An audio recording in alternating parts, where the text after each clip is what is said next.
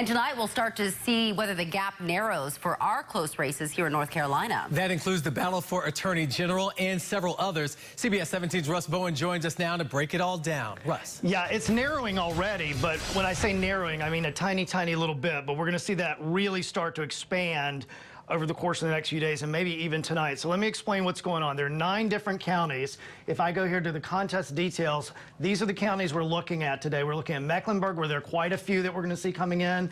We're looking at Edgecombe County, where quite a few are coming in. And I'm going to go down where our Amy Cutler is right now. You saw that live shot inside the elections board just a minute ago. This is down in Hoke County. So a total of 9 counties sending in new details as they go over those absentee mail-in ballots, verifying them, and then adding them into the tabulation of the final count. So let's see what's been affected so far. It's minimal, but again, it's going to change. It's going to be fun to watch this over the course of the next few days. Let's start with a tight race that may be headed to a recount. And that's, of course, for the Attorney General of North Carolina, Josh Stein, the incumbent.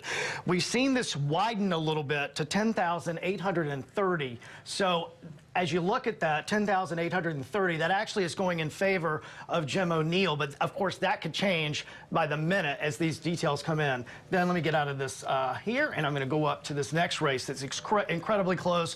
That is for the Supreme Court Justice seat. Paul Newby, Sherry Beasley, very tight race. That has actually gone to 670 to separate the two in favor of the Democrat, Sherry Beasley. Now, here's to the big two. Everybody wants to know, why has this race not been called? Why has this race not been called for the U.S. Senator from North Carolina? Okay, here are new numbers that are coming in a little tiny bit at a time. And what we've seen now is this difference.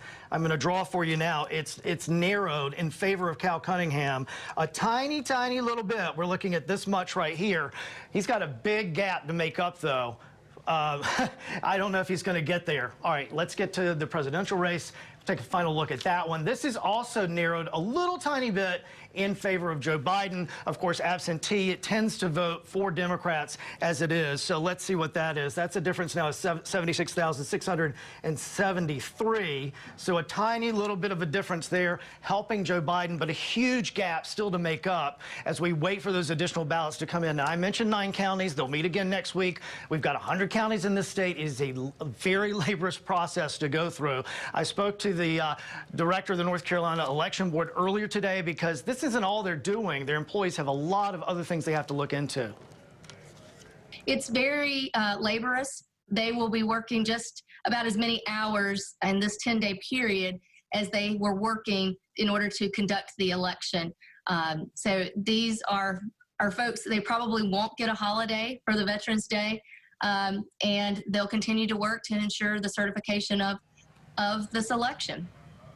Now, a number of these boards today didn't start meeting until 5 or 6 o'clock tonight. Again, Mecklenburg County is we're going to see where a lot of those are coming out of later tonight. But remember, there was a postmark deadline of Election Day, so these ballots will still be coming in up to the deadline of next week, Thursday, and then they'll meet again to count those and post those additional ballots. Back to you guys.